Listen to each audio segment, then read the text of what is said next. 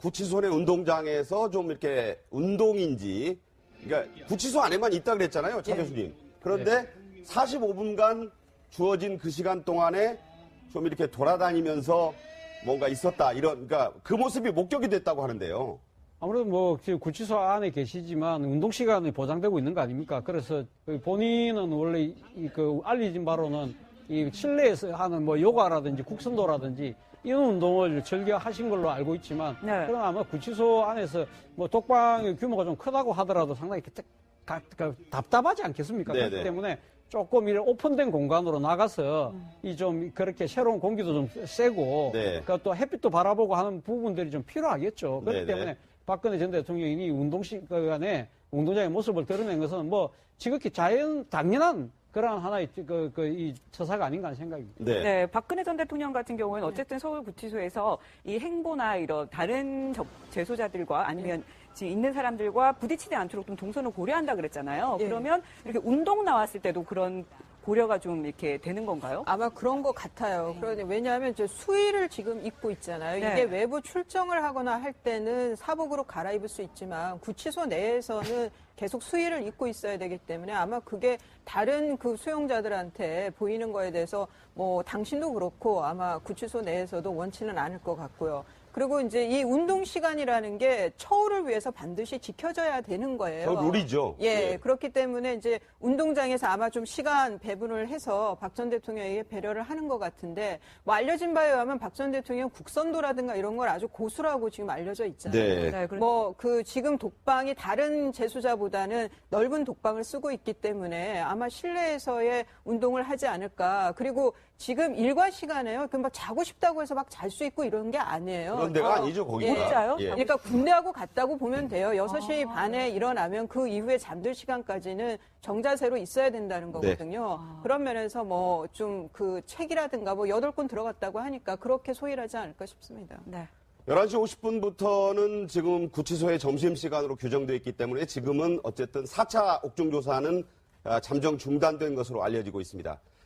박 전 대통령 지지자들이 이 조사를 받는 날이면 밖에서 함성을 지르고 응원을 하는 소리를 내기 때문에 그 소리가 수감동까지 들린다고 하고, 그 소리를 들으면서 박 전 대통령은 조사에 임한다고 하는데, 어떻게 저기 서울 구치소가 말이죠. 네네. 보면은 그렇게 그 여성 수감동하고 그렇게 많이 떨어져 있지는 않아요. 서울 구치소가 땅은 넓지만은 건물은 그렇게 많이 떨어져 있지는 않아요. 예. 그렇기 때문에 충분히 아마 창문 같은 걸 열어놓으면은 충분히 들릴 수 있고, 특히 지금 박근혜 전 대통령을 이제 조사하는 장소가 네네. 교도관들이 근무하는 사무소를 조금 개조했다고 하죠. 하지 예. 않습니까? 그렇다면은 제가 볼 때 충분히 들릴 가능성도 있어요. 그런데 네.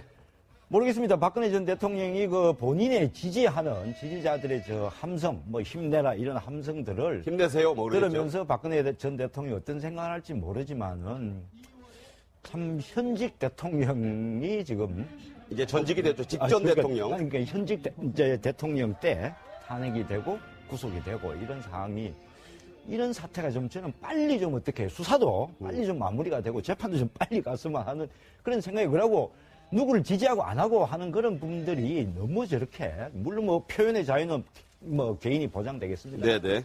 너무 좀 이렇게 활발하게는 좀 안 했으면 하는 게 제 개인적인 바람입니다. 네. 최순실 씨가 박 전 대통령과 같은 서울구치소에 있다가 시설이 아주 좀 새로 지어져서 좋다는 서울의 남부구치소로 가 있는데, 여기에서 이제 독방에 역시 들어가 있는데 이런 얘기 했다고 하네요. 네, 최순실 씨 남부구치소 이감 후에 배정된 독방 크기가 누우면 머리와 발끝이 벽에 닿을 정도로 작아서 답답함을 호소하고 있다, 이렇게 얘기를 했습니다. 이 최순실 씨 같은 경우에는 이전에도 공황장애를 호소한 적이 있는데요. 네. 자, 헌재에서 어떻게 얘기했는지 한번 들어보시죠. 네. 원래 우울증으로 한 2, 3년 다리를 못 써갖고 움직이질 못하고 병원에 2년 동안 입원해 있었고, 공황장애가 심해서 비행기 타고 이럴 때도 약을 복용하지 않으면 못합니다. 지금도 구치소에서 계속 약을 먹지 않으면 심장이 뛰고 잠을 잘 수가 없고 막 그 폐쇄공포증 같은 게 와서.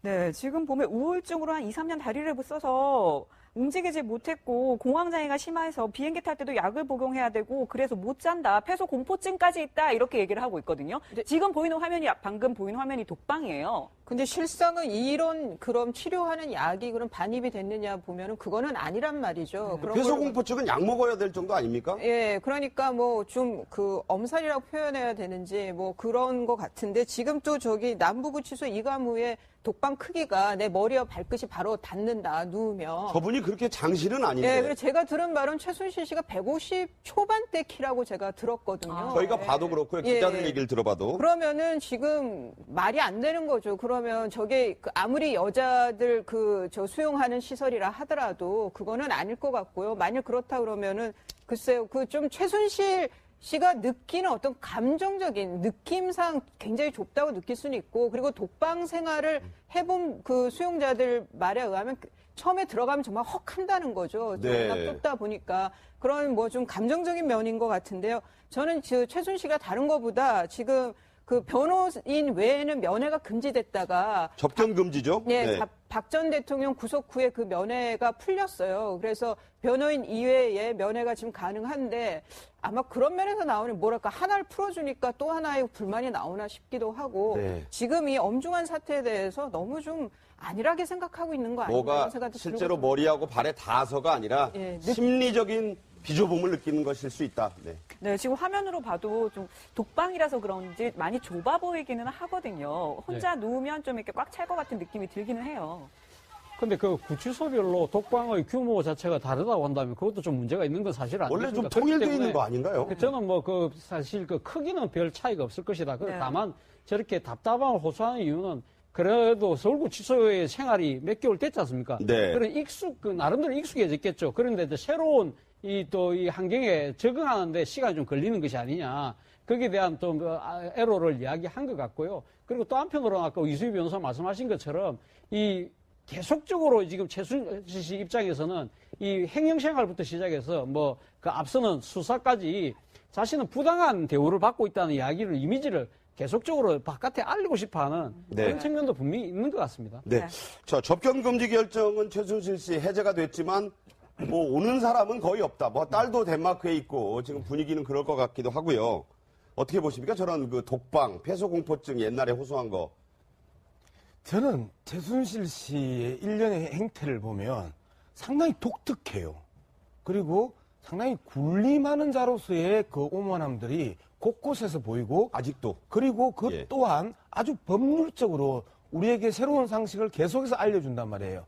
자, 검찰에 구속이 돼 있어서 검찰에서 소환 조사를 하면 누구든지 어떤 이 구치소에 갇혀 있는 사람들은 다 가거든요. 네네. 안 가고 버티고 했던 경우. 한 3번 안 갔죠. 그렇죠? 예. 그다음에 특검에서도 소환 조사를 하는데 안 가고 버틴 경우. 이게 다 법률적으로 허용이 되는 거구나. 청문회는 뭐 당연히 안 갔고. 예. 많은 수인들에게 그 법률적 상식을 상당 부분 많이 교육을 시켰단 말이에요. 그다음에 이제는 구치소라는 게 뭡니까? 기본적으로 벌을 받는 공간이거든요. 네. 벌을 받는 공간이 넓다, 좁다, 비좁다, 막혔다. 이렇게 이야기를 하면서 또 변호사에게 바깥에 언론 플레이를 시키는 것 네, 자체를 보면 정말 특이하다. 특이하다. 두 번째, 끊임없이 박근혜 대통령과 코드를 일치시키고 있구나. 희생자로서의, 피해자로서의, 그 다음에 억울하게 엮인 자로서의 모습들을 끊임없이 국민들에게 어필하면서 여전히 자신들의 결백을 조작해내는구나. 이런 느낌을 받는 거죠. 피해자 코스프레를 하면서도 군림하는 그런 그 오만함은 여전하다. 뭐 이렇게 이야기를 하셨는데. 근데 저는 이제 과거에 제가 그 언론인으로서 근무를 할 때 최순실 씨를 만나본 적은 있어요. 직접요. 만나보셨어요? 예. 근데 본인이 네. 만나려고 장소를 약속해서 만난 게 아니고 네. 본인이 움직이는 동선에서 제가 기다리고 있다가 그러셨군요. 만난 적이 있는데 네. 신장은 우리 제가 정확하게 재보진 않았지만 우리 네. 이수희 변호사님 말씀하신 그 정도 수준은 비교해 보셨을 거 아니에요. 예, 눈높이가 그렇죠. 있으니까. 제 키가 있으니까 이렇게 예, 예. 해보는데 크지 않습니다. 크지 않고 물론 조금 전에 세 분도 말씀하셨지만은 그 독방의 어떤 답답함 이런 거를 이제 호소하는 것 같은데 최순실 씨는 제가 이렇게 지금 처음부터 이 사건부터 지금까지 쭉 지켜보면은 저분은 도대체 제가 좀 너무 심한 얘기인지 모르겠습니다만 네. 정상적인 사고를 하는 사람은 이해하기 어려운 행동이 너무 많다. 지금까지 드러난 것만 봐서. 그렇죠. 뭐 일일이 저분 열거할 수도 이상하다는 없죠. 게 예, 예. 일반 상식으로 이해가 잘 안 된다. 그리고 지금 보십시오. 최순실 씨 본인으로 인해가지고 최순실 씨 입장에서는 최순실 씨 본인으로 인해가지고 주위에 자기를 직간접적으로 뭐